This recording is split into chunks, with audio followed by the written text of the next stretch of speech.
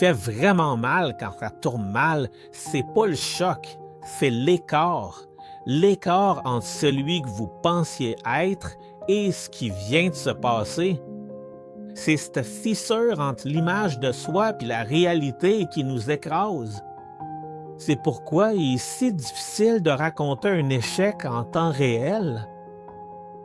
On ne le raconte qu'après, quand ça ressemble à une leçon et que ça sonne bien en entrevue. Mais sur le coup, quand tout s'écroule, le sentiment est bien différent. C'est comme si le sol sous vos pieds ne vous appartenait plus. C'est ce que Pierre a vécu. Il était le plus sûr de lui, le premier à parler, celui qui a promis de mourir plutôt que d'abandonner Jésus.